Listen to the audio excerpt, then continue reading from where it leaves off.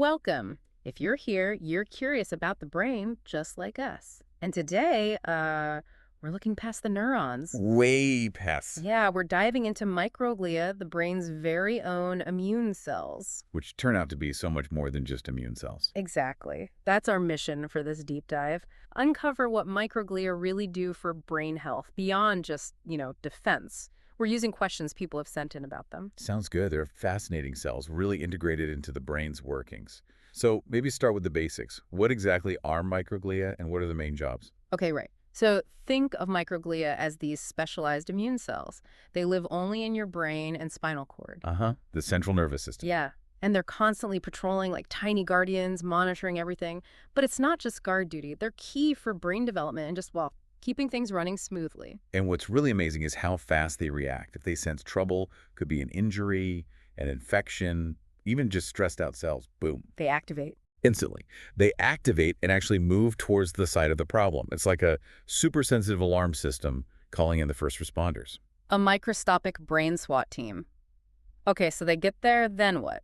Then they release signaling molecules, things like cytokines. It's their way of raising the alarm further and coordinating the whole brain's response. Right, orchestrating the defense. But you mentioned they do more. I heard something about synaptic pruning. What's the deal with that? Yeah, this is where it gets really cool, I think. Synaptic pruning, it's this essential process, especially when we're developing, but also when we learn. It refines our neural circuits. How? Well, microglia actively go around and sort of gobble up synapses. Gobble them up like Pac-Man. Kind of. They remove the connections that are weak or just not needed anymore. It makes the remaining circuits much more efficient.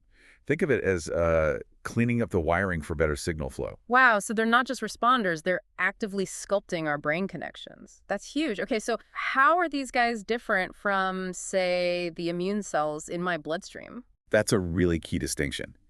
Microglia have a unique origin. They actually arise very early in development, differently from other immune cells, and they can self-renew within the brain. So they don't come in from the outside? Generally, no. Most peripheral immune cells have a hard time crossing the blood-brain barrier.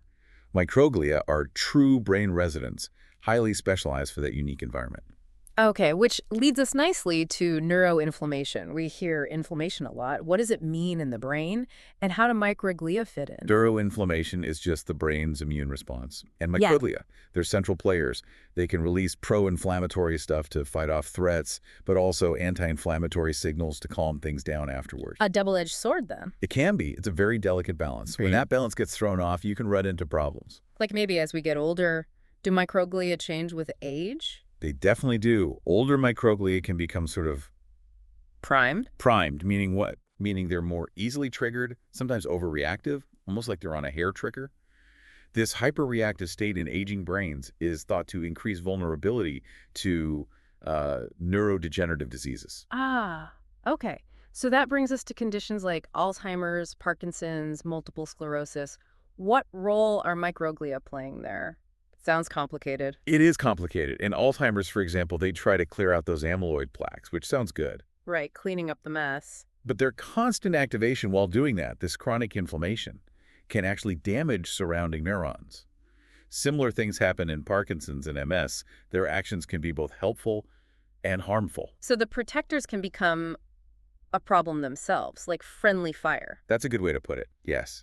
If they stay overactive for too long, the substances they release to fight threats can become toxic to healthy neurons. It definitely contributes to disease progression. Man, that's intricate stuff. How on earth do scientists actually watch this happening? We're talking tiny cells in a living brain. It's amazing, actually. We now have advanced imaging techniques like 2-photon microscopy. These let researchers literally watch microglia moving and interacting in real time inside a living brain. Wow. Seeing them in action. Yeah, it's given us incredible insights into just how dynamic they are. So wrapping this up, it's clear microglia are way more than just the brain's cleanup crew or immune defenders. Absolutely. They're involved in development, maintenance, learning, defense, constantly sensing, responding, adapting. Vital for health, but potentially problematic in disease. Their story is really complex, which leaves us with a thought, doesn't it? Considering how powerful and, multifaceted these microglia are, how might future treatments maybe tap into their good side? Or perhaps gently nudge them away from that harmful overactivity. Could that be a key to better brain health or fighting neurological disorders? That's the big question, isn't it? Harnessing or modulating microglia.